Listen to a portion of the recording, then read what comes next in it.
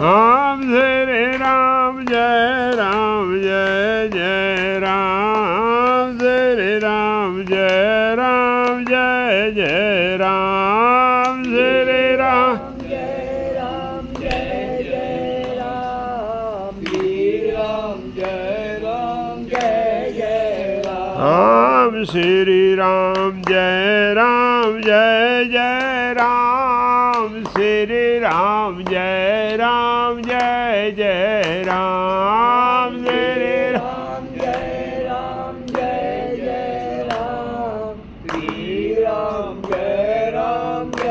जय राम श्री राम जय जय राम श्री राम जय जय राम श्री राम जय जय राम श्री राम जय जय राम ओम नमः शिवाय ओम नमः शिवाय हर हर भोले नमः शिवाय ओम नमः शिवाय ओम नमः शिवाय हर हर भोले नमः शिवाय ओम नमः शिवाय ओम नमः शिवाय हर हर भोले नमः शिवाय ओम नमः शिवाय ओम नमः शिवाय हर हर भोले नमः शिवाय ओम नमः शिवाय ओम नमः शिवाय शंकर भोले नमः शिवाय ओम नमः शिवाय ओम नमः शिवाय शंकर भोले नमः शिवाय ओम नमः शिवाय ओम नमः शिवाय शंकर भोले नमः शिवाय ओम नमः शिवाय ओम नमः शंकर भोले नमः शिवाय ओम नमः शिवाय ओम नमः शिवाय बम बम भोले नमः शिवाय ओम नमः शिवाय ओम नमः शिवाय बम बम भोले नमः शिवाय ओम नमः शिवाय ओम नमः शिवाय बम बम भोले नमः शिवाय ओम नमः शिवाय ओम नमः शिवाय बम बम भोले नमः शिवाय ओम नमः शिवाय ओम नमः शिवाय हर हर भोले नमः शिवाय ओम नमः शिवाय ओम नमः शिवाय हर हर भोले नमः शिवाय ओम नमः शिवाय ओम नमः शिवाय शंकर भोले नमः शिवाय ओम नमः शिवाय ओम नमः शिवाय शंकर भोले नमः शिवाय ओम नमः शिवाय ओम नमः शिवाय बम बम भोले नमः शिवाय ओम नमः शिवाय ओम नमः शिवाय बम बम भोले नमः शिवाय। बोलो श्री गणेश भगवान की जय, शंकर भगवान की जय, पार्वती मैया की जय, सियावर रामचंद्र जी की जय, उमापति महादेव की जय, वृंदावन कृष्ण बलदाऊ जी की जय, बोलो दत्तात्रेय भगवान की जय, पवन सुत हनुमान की जय, बोलो सब संतन की जय जय सीताराम। हर हर महादेव।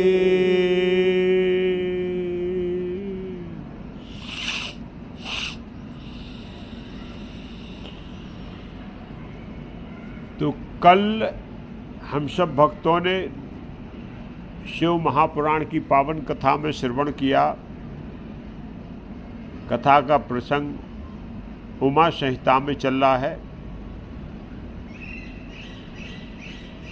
काल चक्र के बारे में, काल क्या है, इसकी गति क्या है और ये ब्रह्मांड में और ब्रह्मांड के जीवों पर कैसे असर डालता है। बहुत अद्भुत अलौकिक प्रश्न। इस प्रश्न का सूत जी ने शौनकादि ऋषियों को उत्तर दिया कि एक बार माता पार्वती जी ने भगवान शंकर से काल के बारे में पूछा था। तब भगवान शंकर ने ही सदाशिव का स्वरूप काल बताया था कि भगवान सदाशिव ही जो है इस पूरे ब्रह्मांड में काल के स्वरूप में विराजमान है। काल की शक्ति से ही सृष्टि का सृजन होता है, काल की शक्ति से ही सृष्टि का पालन होता है और काल की शक्ति से ही मैं जो है संहार करता हूँ। काल बहुत शक्तिशाली है, अद्भुत है, अलौकिक है और इस ब्रह्मांड में कोई काल से बच नहीं सकता है। काल अनादि है, अनंत है और सनातन है। ये भूतकाल में भी था, वर्तमान में भी है और भविष्य काल में भी रहने वाला काल है। और हम सब की जीवन यात्रा इस कालांतर के दौरान ही जन्म से लेकर मृत्यु तक चलती रहती है। संसार में सबकी गति रुक सकती है, लेकिन काल की गति कभी रुकती नहीं है। अर्थात काल कभी किसी की प्रतीक्षा नहीं करता है।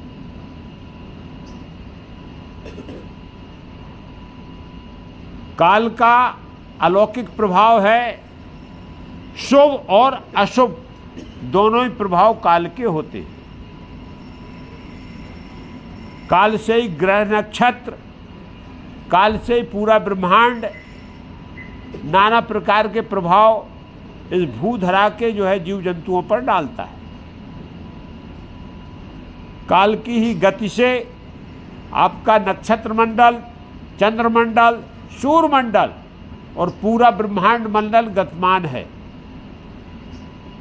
जो भगवान शिव का साक्षात स्वरूप है। सीधी बात, जीव प्रकट होता है, जैसे ही जन्म लेता है वैसे ही उसका काल उसके साथ जन्म ले लेता है। समय अंतराल पूर्ण होने पर काल उसको अपने गाल में निगल लेता है। यही गति, यही चक्र, यही चलता रहता है और इसी प्रकार से ये पूरा जो है चक्र चल रहा है, ये काल के चक्र के साथ ही चल रहा है। यही काल है। यहाँ बहुत ही सुंदर हमारे महापुरुषों में बोला है, समय बड़ा बलवान, हरिश्चंद्र बड़दानी, भरे डोम घर पानी। महाराजा हरिश्चंद्र पर जब काल की गति आई तो उनको डोम के घर में पानी भरना पड़ा। डोम जाय बिके तीनों प्राणी, मतलब रोहतास और उनकी पत्नी तारा और हरिश्चंद्र तीनों ने बेचना पड़ा। लेकिन काल ने किसी की एक नहीं मानता। ऐसे ही बोला है कि अर्जुन के लिए बोला है कि भीरल लूटती गोप का बेई अर्जुन और बेई बाण। वही अर्जुन और वही बाण थे, लेकिन जब भगवान श्री कृष्ण ने भूधरा छोड़ने दी और अपनी जो है यदुवंशी स्त्रियों को अर्जुन के जब समर्थ सुपुर्द कर दिया और जब लेके आ रहे थे तो भीलों ने लूट लिया। ना उनके बाण काम आए, ना अस्त्र काम आए। तो इस प्रकार से काल की महिमा बताई गई है कि काल का बड़ा ही विलक्षण प्रभाव है जीवन में, सभी प्राणियों के, इस ब्रह्मांड में, सब में। पार्वती जी ने बोले, प्रभु आपने काल की बड़ी अद्भुत महिमा बताई है, कल विस्तार से इस पर अपन चर्चा कर चुके। इसका निवारण क्या है? अरे काल से बचना चाहे भूमंडल वाले, थोड़ा बहुत उसका प्रभाव कम करना चाहे, तो भगवान शंकर ने बोला बस केवल एक परमपिता परमेश्वर सदस्य भगवान शिव की भक्ति में लीन हो जाओ, आपकी काल से रक्षा हो जाएगी और काल के गाल से बच जाओगे। काल के गाल से बचने का मतलब नमस्कार, क्योंकि काल का गाल तभी मिलता है जब जन्म और फिर मृत्यु, जन्म फिर मृत्यु। यदि हमको मानव तन मिला और हमने जो है शुभ कर्म कर लिए, भगवान का चिंतन करते हुए अपनी जीवन यात्रा प्रारंभ रखी है, तो बस उसके बाद फिर हम मुक्त हो जाएंगे। यही काल के गाल से बचना। भगवान जब मुक्त हो गए तो जन्म मरण के बंधन से एक बार इस भूधरा से मुक्त हो गए, तो ये पूरा ब्रह्मांड मंडल के ऊपर भगवान का जो धाम है वो काल की गति से नहीं चलता, उस पर काल का कोई प्रभाव, और इसके बाहर हम चले गए, भगवान की शरण में चले गए, फिर काल हमारा कुछ नहीं बिगाड़ सकता है। तो इसीलिए भक्ति का सबसे बड़ा वो बताया गया कि आप भगवान शिव की भक्ति करो और भक्ति से काल का प्रभाव को आप जो क्या कर सकते हो, काल को अप्रभावित कर सकते हो। काल अपना प्रयास करता रहेगा, लेकिन भक्त के सामने काल फिर टिकता नहीं है और सीधा फिर उसको क्या हो जाती है, भक्त को मोक्ष प्राप्ति हो जाती है। इसके बाद सबसे संक्षेप में यही हो गई कि भगवान की यदि मानव तन मिला है तो भगवान की भक्ति करें, तो फिर हमें काल के दुष्प्रभाव की चिंता करना नहीं है। फिर पार्वती जी ने पूछा प्रभु अमृत क्या, अमृत तत्व, अमृत को कैसे व्याख्या की गई, क्या है? भगवान शिव ने यहाँ अमृत को बताया कि जो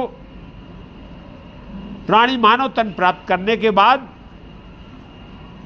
भगवान के जो है भक्ति में लीन हो जाता है, चाहे वो ज्ञान योग के द्वारा या कर्म योग के द्वारा या अष्टांग योग के द्वारा या भक्ति योग के द्वारा,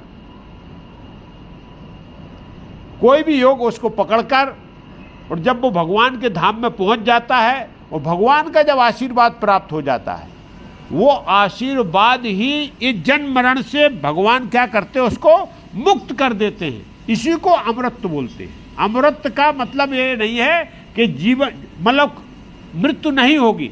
भूधरा पे जो प्रकट हुआ है, जिसने भौतिक शरीर धारण किया है, आज तक संसार में ऐसा कोई नहीं हुआ जिसको क्या किया है कि अमृत प्रदान किया गया हो। वो अदृश्य रूप में, शक्ति के रूप में रह सकता, लेकिन इस भौतिक शरीर को धारण करके कोई नहीं रह सकता। तो इसीलिए अमृत का मतलब ये है कि भगवान की यदि हम पे कृपा हो गई तो फिर हम क्या हो जाएंगे, इस जन्म मरण के बंधन से मुक्त हो जाएंगे। ये माया नगरी से, माया के लोक से, ये जो है दुखालय से फिर आना जाना नहीं पड़ेगा। जब हमें आना जाना नहीं है, जब हमें इस बाजार में रहना नहीं है, तो फिर इसका कोई असर हमको पड़ने वाला, क्योंकि काल के प्रभाव से जब हम काल के सीमा में ही नहीं आएंगे तो हम भगवान के शरण में रहने वाले हैं। तो अमृत का मतलब ये है कि भगवान की कृपा हो जाए और भगवान एक बार प्रसन्न हो जाते हैं तो फिर क्या करते हैं, मोक्ष प्रदान कर देते हैं। और मोक्ष के साधन में आपको जो है कल बड़े विस्तार से बता ही चुके हैं। क्या करो, भगवान शिव की भक्ति उपासना करो, सत्य और धर्म का पालन करो, शिवलिंग का पूजन और अर्चन करो, अभिषेक।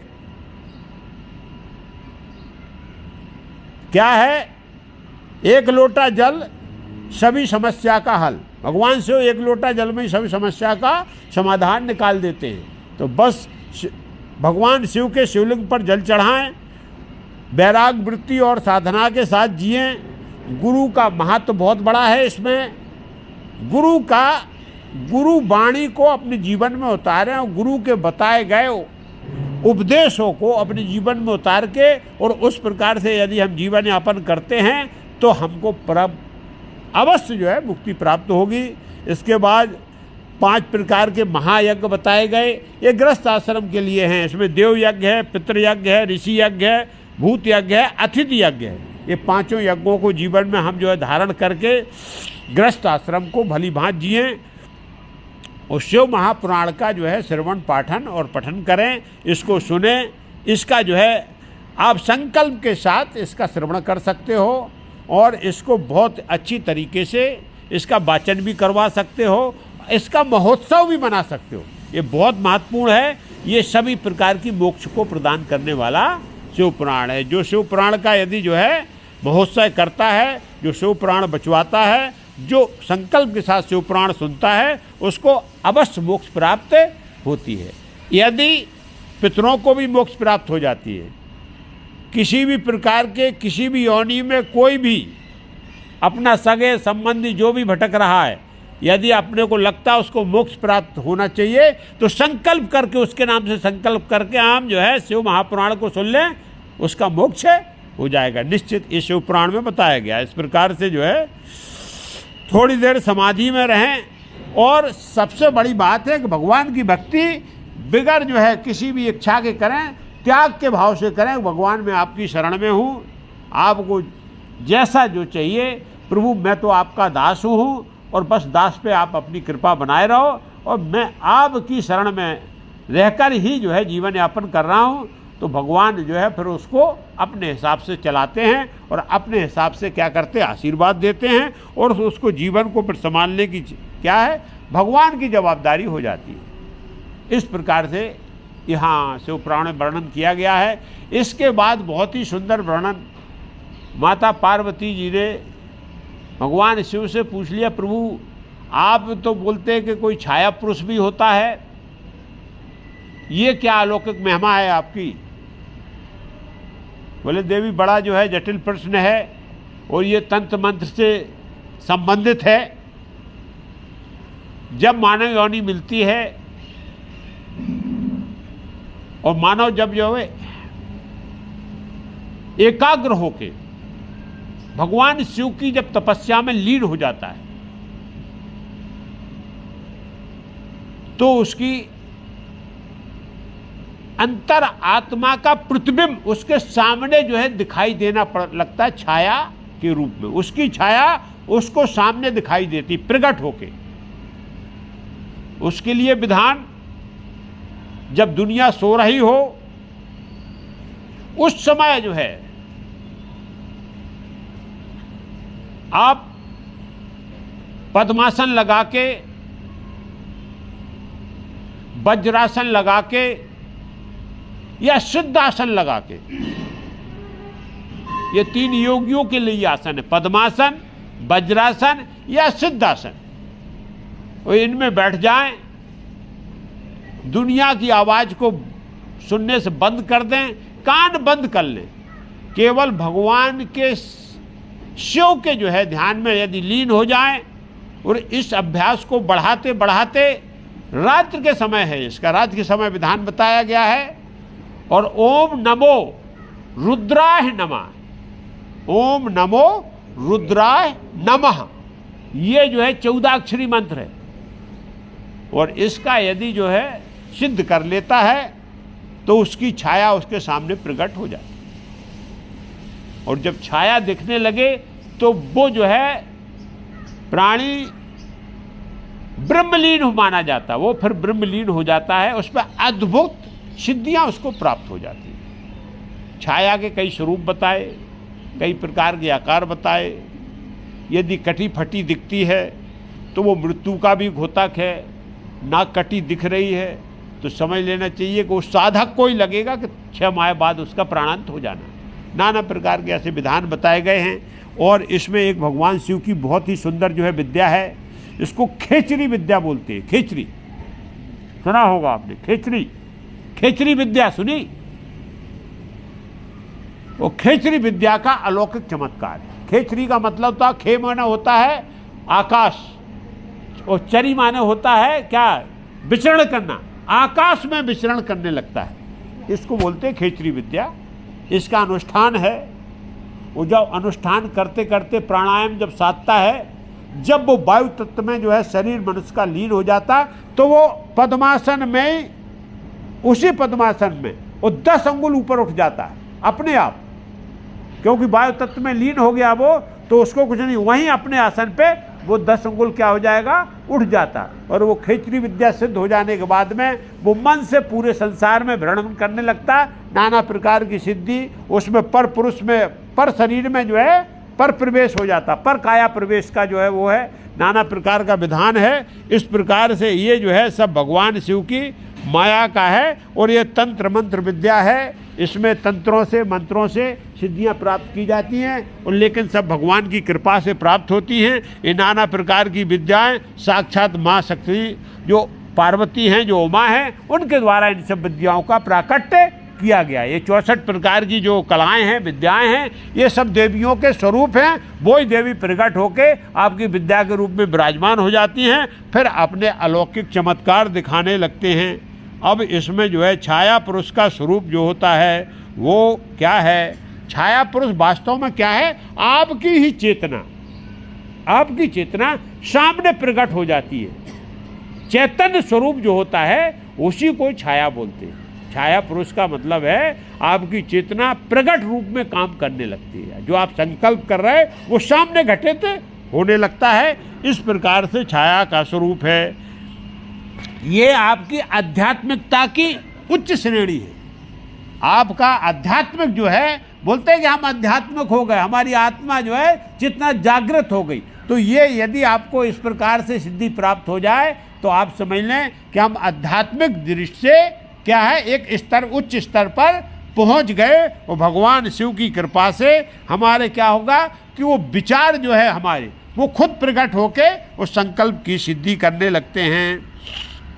इस प्रकार से है। वो छाया पुरुष जो हो जाता है, यदि वो दिखने लगता है तो उस अंतरात्मा को इसके बाद जन्म मरण होता नहीं है, वो मोक्ष का एक कारक है। एक आपको दिखाई देने लगा तो आप पक्का समझ लो कि हमारी अंतरात्मा शुद्ध बुद्ध हो गई है, अब इसको इस जन्म मरण के बंधन से मुक्त हो जाता है।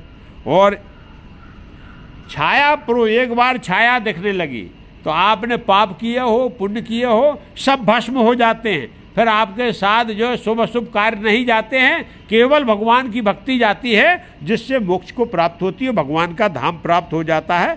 इस प्रकार से छाया पुरुष के जो है उसका वर्णन किया गया है। उसके बाद बताया है आत्मा का ही प्रतिबिंब छाया है।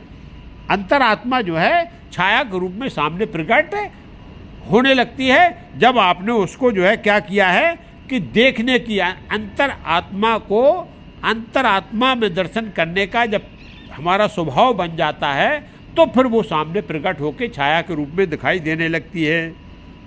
और इसका सबसे बड़ा ये है कि ये शिव तत्व में विलीन करने का संकेत है कि आप अब जो है सिद्ध हो चुके हो, उस शिव तत्व में आप क्या हो जाओगे, विलीन हो जाओगे, शिव तत्व में विलीन हो जाता है। इस प्रकार का इसका दर्शन बताया गया है। ये शिव पुराण में छाया पुरुष की बात आई है कि ये प्रकट होके अद्भुत है, अलौकिक है और नाना प्रकार की सिद्धियों को प्रदान करने वाला है। यदि भक्त भगवान शिव का जो है सिद्ध कर लेता है तंत्र मंत्र के द्वारा, वो मंत्र बताएगा कि आपको ओम नमो भगवते रुद्राय नमः, इसको यदि सिद्ध हो गया तो वो जो है फिर छाया पुरुष के दर्शन कर सकता है और उसका अलौकिक जो है वो क्या कर सकता है, जो फलाभूत है वो फलाभूत होने लगती है।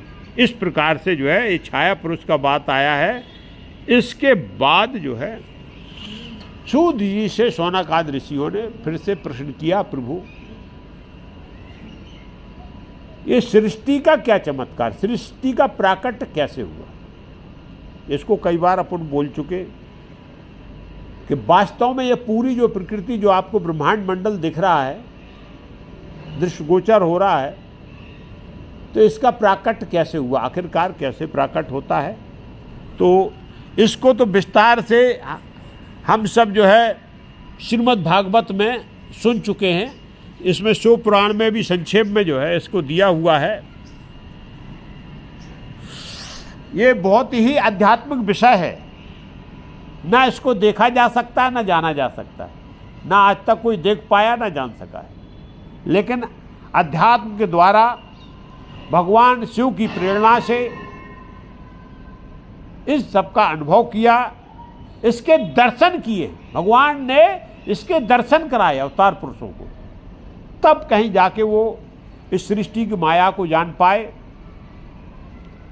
तो सृष्टि की माया का संक्षेप में जो है हम और आप वर्णन सुनेंगे, क्योंकि इसके विस्तार में जाने की जरूरत नहीं है। संक्षेप में क्या है, सृष्टि की प्रारंभिक स्थिति को बोलते शून्य, महाशून्य, शिव का स्वरूप निराकार ब्रह्म महाशून्य, जो अंधकार का घोतक है। क्योंकि जब सूर्य नहीं है तो अंधकार है, उस समय सूर्य का भी प्राकट नहीं हुआ है, तो महाशून्य का स्वरूप ही सदाशिव है, परमपिता परमेश्वर है, भगवान है, ईश्वर है। जो भी नाम से बोला जाए वो परम शून्य है। परम शून्य जिसको महाशून्य बोलते हैं, पहली स्थिति सृष्टि की वो है। महाशून्य के अंदर सृष्टि रचने का एक जो है भाव आया। सबसे पहले विचार आता है, हम और आपके अंदर भी कर्म करना होता है तो क्या आता है, विचार आता है। तो ऐसे ही भगवान सदाशिव के मन में एक विचार आया। अब उस समय विचार आया तो उन्होंने तुरंत अपनी आदि शक्ति को प्रकट किया। अंतर हमारे सबके अंदर आदि शक्ति है, बगैर शक्ति के आप एक तिनका इधर से इधर नहीं रख सकते हो। पूरी शक्ति कर्म जो करता है वो शक्ति करती है। तो भगवान शिव ने सबसे पहले अपनी आदि शक्ति को प्रकट किया। शक्ति जब प्रकट हो गई, उनको जो है आप शिवा की शक्ति के रूप में शिवा कहो, या फिर परमेश्वरी कहो, या जगदम्बा कहो, दुर्गा कहो, जिन नामों से भी आप पुकार सकते हो। यदि भगवान शिव परमेश्वर हैं तो वो परमेश्वरी हैं, वो सदा शिव हैं, तो ये आदि शक्ति है। इस प्रकार से, और आदि शक्ति जब प्रकट हुई तो आदि शक्ति और शिव जी ने मिलके, सदाशिव ने मिलके, संक्षेप में इसको, क्योंकि सबसे पहले महतत्व को प्रकट किया। महतत्व को, महतत्व का मतलब होता अहंकार। जब तत्व प्रकट होगा तो सृष्टि का पहले निर्माण तभी होता है जब हम कर्म क्या करते हैं, जब हम अपने आप में जो है अहंकार रखते हैं कि मैं, हाँ, हम कुछ कर सकते हैं। बगैर उसके जो है हमारे अंदर यदि हम अपने को शून्य मान लें तो हम कुछ कर नहीं सकते हैं। तो सबसे पहले क्या हुआ कि अहंकार के रूप में प्रकृति प्रकट हुई। प्रकृति, ये दोनों शिव ने और इन्होंने मिला के सबसे पहले जो सृष्टि का प्राकट्य है, तो सृष्टि के प्राकट्य के रूप में जो उमा है, शक्ति है, वो प्रकट हो गई। और उन्होंने क्या किया, अहम भाव को प्रकट किया, अहंकार को। अहंकार से क्या हुआ कि 5 प्रकार की तन्मात्राएं प्रकट हुई। पहले तन्मात्राएं प्रकट हुई क्या, सबसे पहले क्या है, जो ध्वनि है। अब वहां से ऊपर से चल रहा, पहले ध्वनि प्रकट हुई, और ध्वनि के बाद जो है फिर जो आपकी वायु है, जिसमें वायु में जो तरंग है, स्पर्श शक्ति है, तो वो प्रकट हुई। अब वहाँ क्या हो गई, ध्वनि हो गई, स्पर्श हो गई। स्पर्श के बाद स्वरूप प्रकट हुआ, रूप, जिसको बोलते रूप। और रूप के बाद जब पानी आया तो रस प्रकट हुआ, और रस के बाद जब पृथ्वी तो गंध प्रकट हुई। ये पृथ्वी, हाँ, तो गंध प्रकट हुई। ये 5 तत्व जब प्रकट हुए और इनसे ही मिलके पंच महाभूत बने। लेकिन ये माया किसकी, भगवान सदाशिव और आदि शक्ति, ये दोनों मिलके ही अहम अहंकार को प्रकट किया। अहम अहंकार के साथ जैसे प्रकृत होती है, तो सतोगुण, रजोगुण, तमोगुण, ये गुणों की जो प्रवृत्ति है ये प्रकट होती है। इसी से ये क्या हो गए, ये आपका कि ध्वनि प्रकट हो गई, और ध्वनि के बाद स्पर्श प्रकट हो गया, फिर रूप प्रकट हो गया, फिर रस प्रकट हो गया, फिर गंध प्रकट हो गई। इनसे के दिनों में, हाँ, गर्मी के दिनों में जब बारिश होती है ना, हाँ, तो उस समय स्मेल, हाँ, एक अद्भुत स्मेल वो धरती की आती है। तो वहाँ से तो बोला। इसके बाद पंच महाभूत प्रकट हुए। पहले आकाश, उसके बाद वायु है, वायु के बाद अग्नि है, अग्नि के बाद जल है, और जल के बाद क्या है, ये पृथ्वी है। इनका भी, इनके अंदर भी गुण क्या है, आकाश में केवल जो है तरंग ध्वनि के अलावा कोई दूसरी चीज नहीं है। अब जब वायु आ गई तो वायु में तरंग भी है और स्पर्श शक्ति, मतलब वायु के साथ दो चीजें जुड़ गई। जब अग्नि आई तो उसमें स्पर्श शक्ति भी है, तरंग भी है, और उसके बाद उसका रूप हो जाता है। जब तीसरा जल आया तो जल में चार गुण मिल गए। जल में क्या, एक तो वो अपने आप में ही जो है रस तो है ही, रस के साथ उसमें का स्वरूप भी होता है, उसके अंदर तरंग भी होती है और ध्वनि भी रहती। तो ये जो है चार गुण उसके क्या हो गए, जल के हो गए। पृथ्वी में अपने आप में उसमें गंध है, केवल गंध जो है पृथ्वी के अंदर होती है। बकाया चार गुण जो है, ध्वनि भी है उसके अंदर, रूप भी है उसके अंदर, और जो है रस भी उसके अंदर है। तो चार गुण ये क्या होते हैं, ये मिलके पृथ्वी का निर्माण हुआ। इसीलिए वैज्ञानिक को भी यही कहते हैं, क्योंकि भाई आकाश यदि बाद में बना होता तो उसमें पृथ्वी का गुण होना चाहिए, लेकिन आकाश में कोई गुण नहीं है, केवल जो है एक ही गुण है, वो उसमें तरंग है, ध्वनि है, और किसी का गुण ना स्वरूप है ना कुछ है, केवल ध्वनि ध्वनि है उसके अंदर। इसीलिए इनको इस क्रम से प्रकट किया गया। अब ये प्रकट हो गए। इसके बाद जब ये पंच महाभूत प्रकट हुए, पंच महाभूत के बाद हमारी ये देह जो है, हाँ, इसमें जो पंच महाभूत है, इसी पंच महाभूत से ये पूरी सृष्टि का निर्माण हुआ है। ये पूरी सृष्टि इन पंच महाभूतों से ही बनी हुई है। कोई भी संसार, पूरा ब्रह्मांड में कहीं भी आप जाओगे, यही पंच महाभूत आपको मिलने वाले हैं। अब पंच महाभूत बन गए तो आध्यात्मिक शक्ति जागृत हुई, जिसमें चित्त है, बुद्धि है, अहंकार है। अहंकार तो प्रकट हो चुका था, चित्त है, बुद्धि है और मन है, इनका प्रकट हुआ। इनके मिलान के बाद सबसे पहले आदिशक्ति और भगवान शिव ने एक परम पुरुष, जिसको हम सब ने नारायण बोला है, हम सब ने नारायण बोला है, परम पुरुष जो जल में जो प्रकट हुए हैं। क्योंकि ये तत्व जो प्रकट हो गए तो अब जल भी आ गया है, आगे भी आ गई, आपका जो वायु भी आ गई, आकाश भी आ गया, धरती भी आ गई। तो उसमें जो नारायण का प्रकट हुआ, जिसको परम पुरुष बोला, वो नारायण, इसीलिए नर माने होता जल, और जल में रहने वाले को नारायण बोलते हैं। उन्हीं का नाम जब पालन का काम दिया गया तो उनको विष्णु बोला गया। विष्णु के प्राकट के बाद ब्रह्मा जी का प्राकट हुआ। ब्रह्मा जी को भी आदिशक्ति और शिवा ने जो है प्राकट करके और प्रकृति रूपी कमल के ऊपर बैठाल दिया, इस सृष्टि के ऊपर बैठाला है।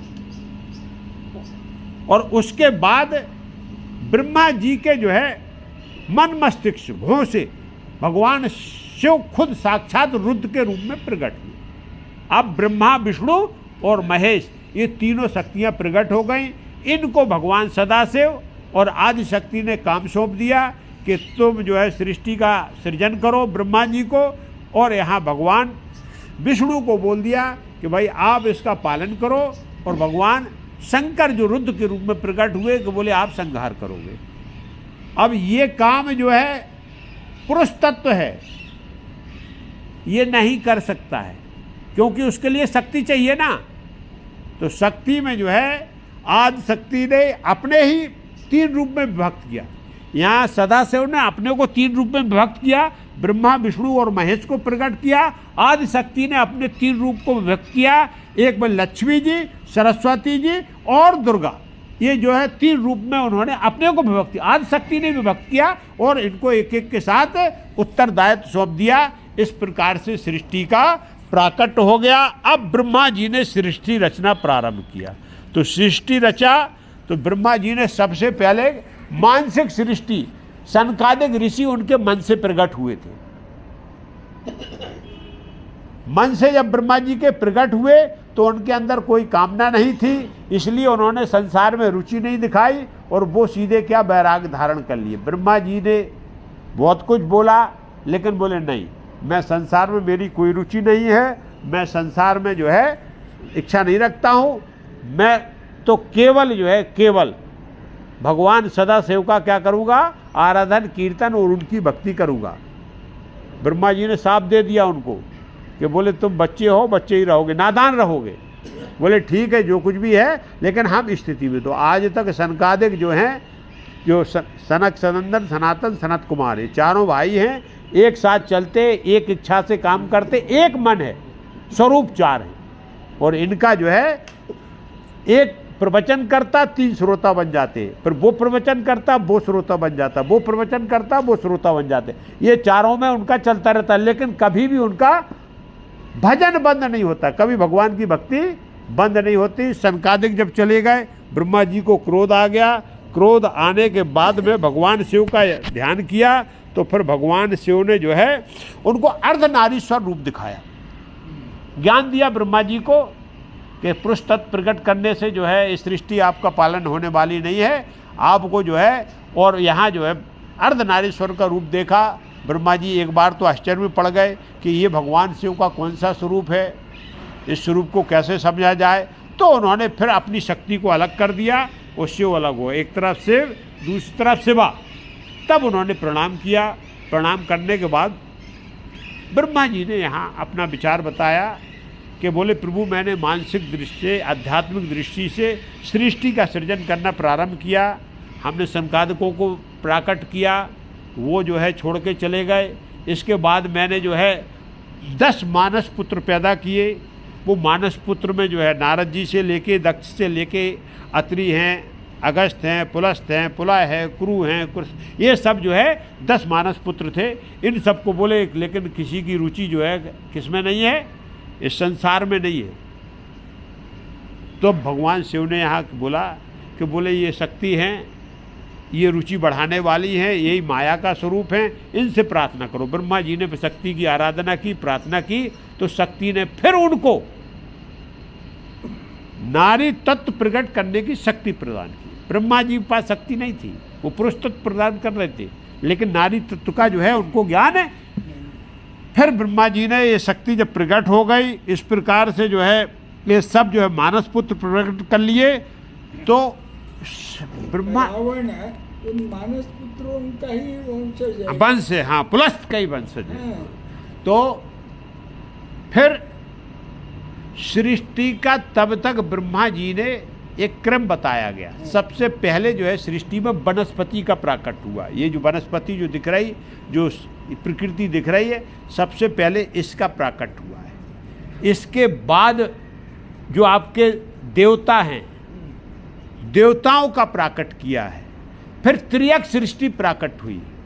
त्रियक सृष्टि में आते हैं आपके पशु हैं, पक्षी हैं, जानवर हैं, जो तिरछे मतलब रेंगने वाले, चलने वाले हैं। वो क्या करते, त्रियक चलते, मतलब लेट के चलने वाले। चाहे पशु होगा तो 4 पैर पर चल रहा है, पक्षी होंगे तो वो भी सीधे ऐसे उड़ते हैं, या शरीर सब होंगे वो भी चलेंगे। त्रियक सृष्टि का प्रकट हुआ। लेकिन जब ब्रह्मा जी की सृष्टि में कोई विस्तार नहीं हुआ, तब उन्होंने जो है मनु और शतरूपा को प्रकट किया। स्वयंभू मनु और शतरूपा। यहाँ दाहिने भाग से स्वयंभू मनु प्रकट हुए और बाएं भाग से माता शतरूपा प्रकट हुई। ये हमारे जो है पूर्व वंशज हैं। सबसे प्रारंभिक जो है मानव सृष्टि के लिए यदि जो प्राकट हुए मनु और शतरूपा। तो मनु शतरूपा का जब प्राकट हो गया, फिर उन्होंने जो है हजारों वर्ष तक तपस्या की, और तपस्या करने के बाद जो है फिर उन्होंने फिर से ब्रह्मा जी के पास आए। तो उनके बीच में काम वासना नहीं थी। तब यहाँ ब्रह्मा जी ने संक्षेप में केवल कामदेव को प्रकट किया, और कामदेव को आदेश दिया कि आओ स्त्री और पुरुष के, जीव और जंतु, संसार में जितने भी जीवधारी हैं उनके आप मना स्त्री में विराजमान हो जाओ। तो यहाँ सबके मन में कामदेव प्रकट हो गए, और सृष्टि का विस्तार इसी कामदेव की महिमा से प्रारंभ हो गया। मनु शतरूपा ने मैथुन सृष्टि को धारण किया। आध्यात्मिक संकल्प से सृष्टि हुई देवताओं की, इनकी सबकी, मैथुन सृष्टि नहीं है, ये सब संकल्प सृष्टि थी, उससे किया गया। मैथुन सृष्टि का विस्तार हुआ, और इसमें जो है मनु और शतरूपा के 5 संतान हुए। उत्तानपाद और प्रीवृत 2 बेटे हुए। आहुति, देवहूति और प्रसूति, 3 कन्याएं हैं। ये प्रारंभिक स्थिति है। शिवपुराण में जो बताया गया कि ये मानव सभ्यता का कैसे विकास हुआ। अब मनु शत्रुपा की 5 संतान, जिसमें उत्तानपाद, प्रियव्रत और उनकी 3 कन्या। आहुति का शादी हुई कर्दम ऋषि से। कर्दम ऋषि के 9 पुत्रियां हुई, 10 में जो है कपिल भगवान हुए संक्षेप में। और इसके बाद जो देवहूति थी, देवहूति का रुचि प्रजापति से जो है शादी हुई। देवहूति और रुचि प्रजापति से धर्म का प्राकट हुआ। धर्म और मूर्ति की जब शादी हुई है तो उससे भगवान नर और नारायण प्राकट हुए। नर और नारायण जो आज तक तपस्यारत हैं बद्रिक आश्रम में, जो साक्षात एक जो है आध्यात्मिक दृष्टि से वो विराजमान है। और वो जो है जब तक ये भूधरा है, जब तक प्रलय नहीं हुआ, तब तक वो इस भूधरा की रक्षा के लिए नर और नारायण के रूप में बद्रिक आश्रम में जो है प्राकट हुए। यही वो नर नारायण धर्म और मूर्ति से प्राकट हुए। अब बची प्रसूति। प्रसूति से जो है दक्ष जो हुए थे प्राकट, क्योंकि दक्ष का ये मानस पुत्रों में है। ब्रह्मा जी ने पहले ही मानस पुत्र प्राकट कर दिए थे। तो ये बकाया जो 9 ये अपना कर्दम ऋषि की जो कन्या है, उनसे जो है और मानस पुत्रों की शादी कर्दम ऋषि की कन्याओं से हो गई। और दक्ष की जो शादी हुई वो प्रसूति से हुई, जो साक्षात अपनी मनु और शत्रुपा की पुत्री थी दक्ष की। तो दक्ष से फिर जो है ये सृष्टि प्रारंभ हुई। सृष्टि में दक्ष के पहले उन्होंने 10,000 पुत्र ब्रह्मा जी के आदेश से प्राप्त किए, जिनको जो है हरेश बोला गया। हरेश 10,000। नारद जी ने उनको जो है काम से लगा दिया, सबको तपस्या पे भेज दिया, वो चले गए। इसके बाद ब्रह्मा जी के आशीर्वाद से फिर हर जो है बीड़ी से ही 1,000 पुत्र जो है दक्ष ने प्राकट किए हैं। उनको शिवलास बोला गया। शिवलास, तो शिवलास हुए, लेकिन ब्रह्मा जी ने इनको भी काम से लगा दिया, नारद जी ने लगा दिया। ये भी जो है क्या कर गए, सब तपस्या के लिए अपने अपने उसमें विचरण करने लगे। उन्होंने संसार में कोई ध्यान नहीं दिया। इनकी विस्तार से कथा आती है, शिवलास की भी आती है, हर्ष की भी आती है। और उसके बाद जो है नारद जी को दक्ष ने शाप दे दिया कि तुम जो है बैरागी हो और तुमने हमारे पूरे परिवार को जो है बैराग में लगा दिया है। मेरे पुत्रों को आपने जो है ये संसार बसाने की जगह, मैं अपने परमपिता ब्रह्मा जी के आदेश से संसार बसाने के चक्कर में था और आपने मेरे पुत्रों को बैरागी बना दिया। आज के बाद आप जो है 2 घड़ी से ज़्यादा कहीं रुक नहीं सकते। तो नारद को वही शाप था कि जो है 2 घड़ी से ज़्यादा नारद कहीं रुक नहीं पाते थे। फिर नारद पूरे ब्रह्मांड में बस केवल भटकने लगे और जहाँ जाएँ वहाँ भगवान के गुणगान करते हुए भगवान की भक्ति में लीन रहते हो। भगवान की भक्ति और शक्ति का प्रचार और प्रसार नारद के द्वारा किया गया। जितनी भी इस संसार में भगवान की जो लीलाएं प्रकट हुई हैं, सब नारद के उसके माध्यम बने और वो लीला प्रकट हुई। ये इस प्रकार का कथानक है। और यहाँ से फिर धीरे धीरे अब उत्तानपाद हुए। इनकी भी जो है 2 शादियाँ हुई, एक सुनीति से, एक सुरुचि से। सुनीति से ध्रुपद का प्राकट्य है, जो महान भक्त हुए, जिन्होंने जो है अल्पायु में ही भगवान के साक्षात दर्शन कर लिए और कई हजार वर्ष तक ध्रुव का राज हुआ। वो आज तक नक्षत्र मंडप में वो दीप्यमान हैं, हम सब देखते हैं। ध्रुव तारा के रूप में वो जो है उनको भगवान ने साक्षात उनके लिए लोक बना दिया, ध्रुव लोक। बोले आप यहाँ पर रहोगे, क्योंकि उन्होंने जो है भगवान की अल्पायु में तपस्या प्राप्त कर लिया। और इसी प्रकार सुनीति से संतान हुई, बाद में ध्रुव की संतान हुई है। आगे चल के इस प्रकार से कुलवंश जो है बढ़ता गया और सृष्टि का ऐसे विस्तार होता गया है। अब इसकी जो है वर्णन करना तो जो है बहुत मुश्किल है। साईं बाबा ने जन्म और मृत्यु के बारे में बिल्कुल आसान शब्दों में कहा है। पंचभूताची उसनवारी, पृथ्वी, आप, तेज, वायु, आकाश, इनसे उधार लेकर यह देह बनाई गई। जब उधार लिया है तो वापस देना पड़ेगा। बनाना चाहिए। इसके अंत में जिनसे जो लिया है पंचभूत में यह देह विलीन हो जाए। हाँ, तो यही है। अब इस सृष्टि का संक्षेप में, ये तो विस्तार बताया, संक्षेप में ये है कि सृष्टि की स्थिति होती है, पहले शून्यता होती है और शून्य ही शिव का निराकार रूप है।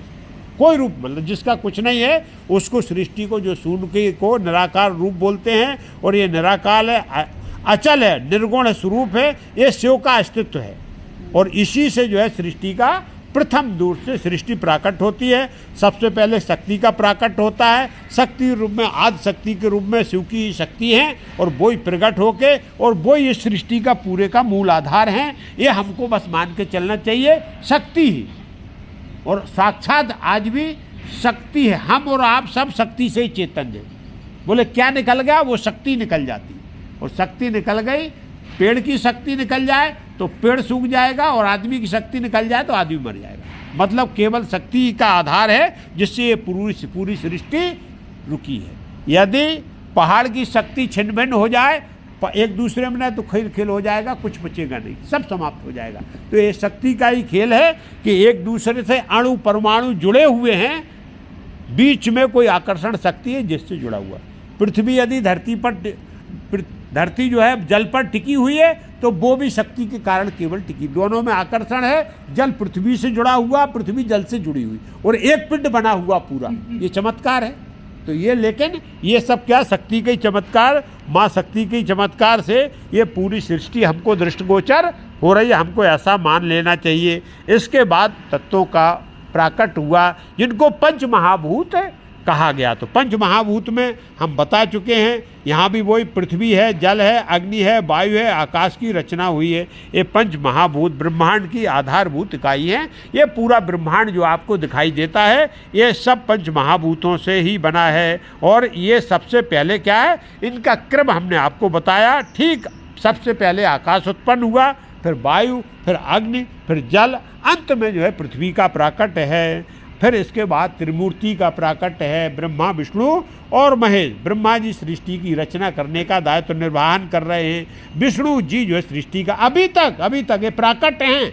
ये देव जो है अवतारी नहीं है, इनको बनाया गया और अभी तक रहना। जब तक इनका कालखंड है तब तक इनको जो है रहना है और ये काम करना। भगवान परमपिता परमेश्वर सदाशिव लीला के लिए अलग से अवतार लेते हैं, लेकिन ब्रह्मा जी अपने काम में लगे हैं, विष्णु जी अपने काम में लगे और रुद्र अपने काम में लगे। जो इनको आदेश मिलता है उसी हिसाब से जो है अपना अपना काम, लेकिन एक परम शक्ति द्वारा ये सब संचालित हैं। एक परम शक्ति के ये तीनों स्वरूप है, कोई अलग अलग नहीं। अच्छा, विचित्र बात है। हाँ, मिट्टी पानी में पिघल जाती है ना। हाँ, पृथ्वी पानी में ही है, पिघल नहीं रही। तो वो पानी भी है लेकिन नहीं, वो शक्ति से जुड़ा हुआ भगवान की वही है, वही भगवान का। इसीलिए तो विज्ञान अभी तक परेशान रहता है। अब ये त्रिमूर्ति ने पूरे ब्रह्मांड का विस्तार किया। संक्षेप में ये है कि ब्रह्मा, विष्णु, महेश ये साक्षात भगवान के स्वरूप हैं और इनने प्रकट होकर इस ब्रह्मांड का निर्माण किया और 14 भुवन, 14 लोग बनाए। 14 जो भुवन हैं वो ये क्या ब्रह्मा जी द्वारा बनाए गए। और उसके ऊपर जो है जो बैकुंठ धाम है वो भगवान सदाशिव ने खुद बनाया। सदाशिव का सतलोक जो है खुद है और शिवलोक खुद, वो जो है ब्रह्मा जी के द्वारा निर्माणित नहीं है। ये 14 भुवन का ऐसा आता है कि एक न एक दिन जब महाप्रलय होता है तो ये 14 भुवन नष्ट हो जाते हैं और फिर से भगवान इनकी रचना करते हैं। तो ये 14 भुवन का आपको देखना है। फिर जीवों की रचना हुई, शिव ने जो है। अच्छा, यहाँ बहुत सुंदर बात बताई, ज्ञान की बात। क्या बोला है कि जो जीव आत्मा है वो ब्रह्मा जी ने नहीं बनाई। ब्रह्मा जी भौतिक रूप से शरीर की रचना करते हैं, लेकिन शक्ति, आदि शक्ति आके उसमें प्रवेश करती है। जीव शक्ति जो है वो खुद सदाशिव ने अपनी शक्ति के द्वारा प्रकट किया हुआ, वो ब्रह्मा जी प्रदान नहीं करते। वो जो है भगवान शिव ने अपनी स्वेच्छा से सब जो है जीव शक्तियों को प्राकट किया है। ये सब भगवान की, शिव की माया है, उससे जीव शक्तियाँ सब प्राकट हुई है। और इसके बाद काल गणना के लिए 4 युग बना दिए, क्योंकि कुछ ना कुछ निर्धारण होना चाहिए। तो 4 युगों का वर्णन भी जो आता है, सतयुग है, त्रेता है, द्वापर है और कलयुग है, इनके अनुसार। लेकिन एक बहुत बड़ी बात बताइए, हर युग का कर्म और धर्म बदलता रहता है। ये भी जो बदलाव समय के अनुसार बोला ना, कि समय के अनुसार जो है हमको चलना है, तो युगों में भी कर्म और धर्म हर युग में परिवर्तनशील है, और उसके जो है फलों का भी निर्धारण उसी हिसाब से किया गया। जो तब बताया गया कि भाई इतना तप करोगे सतयुग वालों को तब फल मिलेगा, वो कलयुग वालों को बोला केवल नाम का जाप कर लो आपको उतना फल मिल जाएगा। तो ये भगवान के द्वारा निर्धारित किया गया। इसको इसलिए जो है ऋषि मुनि देवता दानव और अन्य प्राणियों का भी प्राकट इसी प्रकार से इस सृष्टि के द्वारा ब्रह्मा जी द्वारा किया गया है। तो सब ये सृष्टि हुआ। इसके बाद जो समुद्र मंथन की कथा जो हम मानते हैं, ये सांकेतिक है, ये पूरी सृष्टि का मंथन है। ये पूरी सृष्टि को जो है इसमें यही कि बोलते हैं कर्म का फल। तो इससे जो रत्न निकाले गए, प्राकट किया गया, ये पूरी सृष्टि को जो है मत के समुद्र मंथन के द्वारा वो जो अलौकिक शक्तियाँ, अलौकिक रत्न ये सब प्राप्त हुए। ये समुद्र मंथन का महत्वपूर्ण विषय है कि ये सब जो है क्या सबके द्वारा जीवन में कर्म के रूप में इस सृष्टि का मंथन किया जाता। प्राप्त करने के लिए कुछ ना कुछ कर्म करना पड़ता है। वही देवताओं और राक्षसों को मिलके जो कर्म की अवधारणा बताई गई कि उसमें फिर क्या हुआ है कि सब चीज़ें तो मिली, भगवान से हुई जो परम पिता है वो ही जो है रक्षा करता है। जब जहर निकल आया सबने सब चीज़ ले ली, और जहर तो भगवान जो है परम पिता परमेश्वर ने रक्षा करने के लिए जहर खुद धारण किया, इसीलिए वो परम पिता परमेश्वर हैं।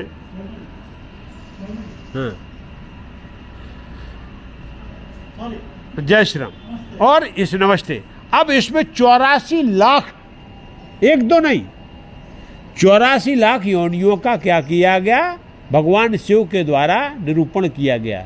अलग अलग प्रकार की योनियों का प्राकट बताया गया, और उनमें सब में जो है जीव के रूप, लेकिन अलौकिक शिव पुराण में अलौकिक योनि आपकी बताई गई है कि मानव योनि अलौकिक है और ये मोक्ष का साधन है। और जो एक बार यदि मानव योनि मिल गई तो मानव का जो लक्ष्य है इस योनि का कि हमको मोक्ष प्राप्ति करना है, अर्थात भगवान की भक्ति करना है। मानव योनि जो है दुर्लभ है, दिव्य है, ये और किसी योनि में इस प्रकार का साधन नहीं है।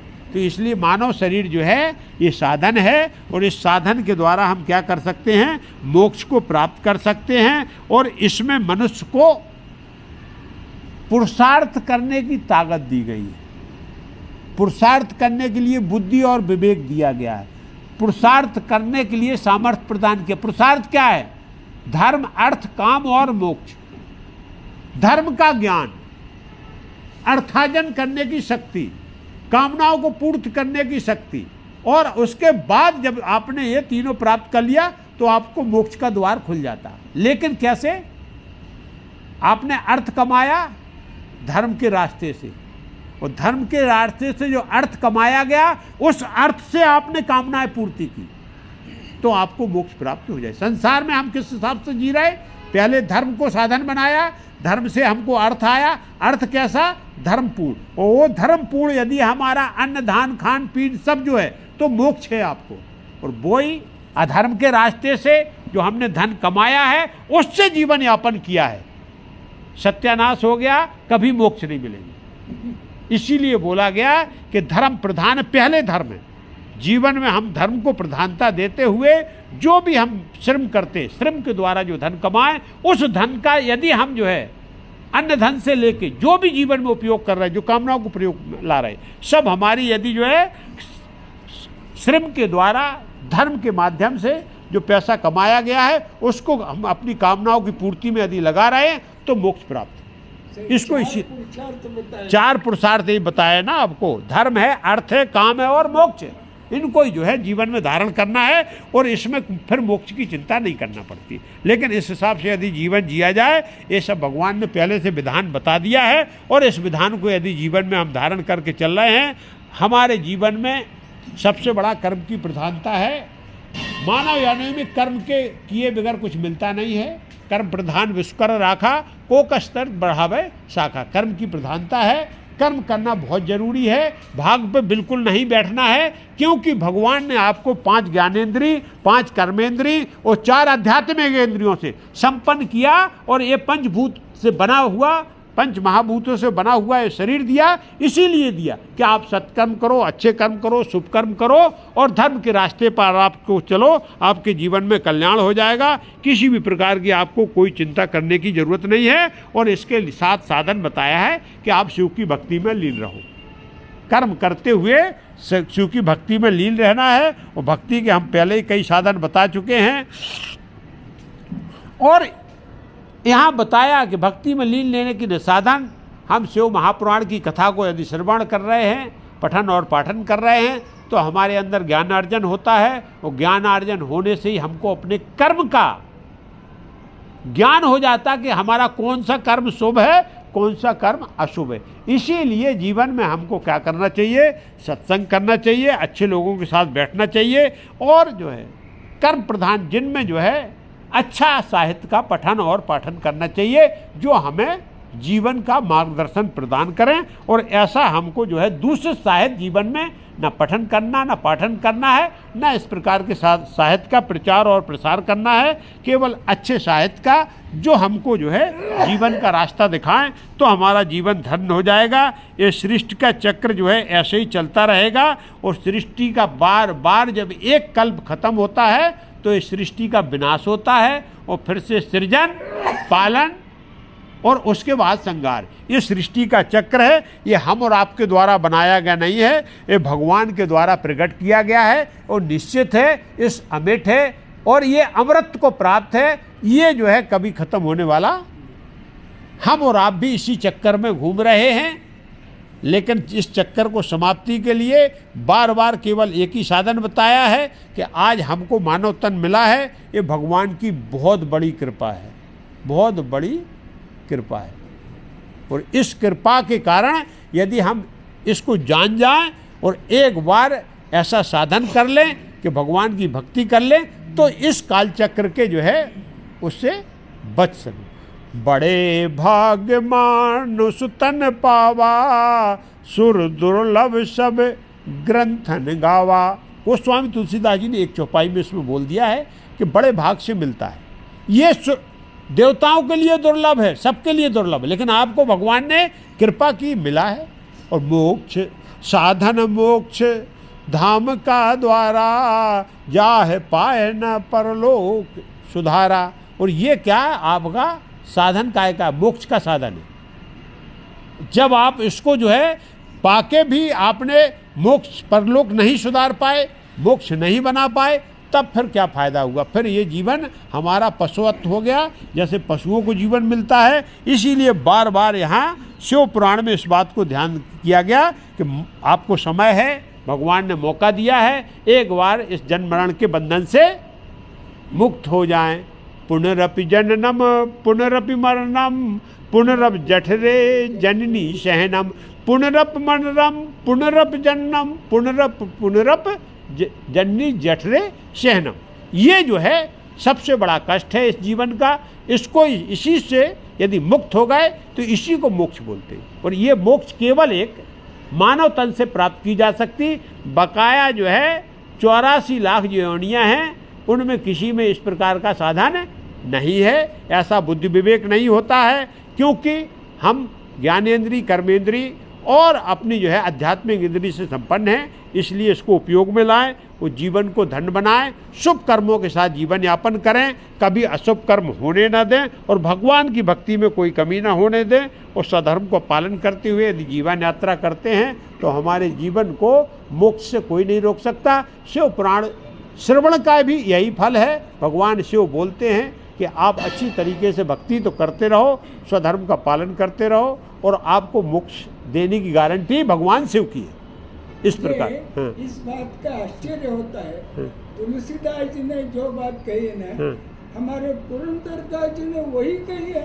मानव जन्म दौड़ा तो उच्च पकड़, पहले मानव जन्म दुर्लभ है। तुलसीदास जी ने जो बोला है, ये कैसे हुआ?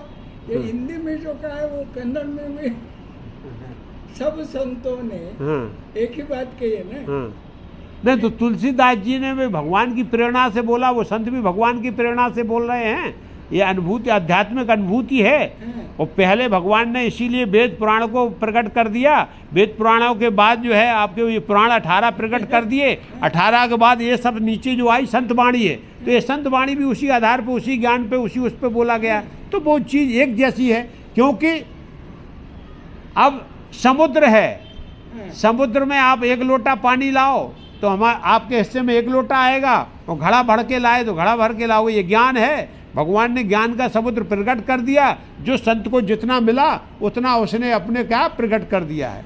तो ऐसे ही हुए संसार में, ऐसे ही ज्ञान चल रहा है। सब जगह ज्ञान एक ही है।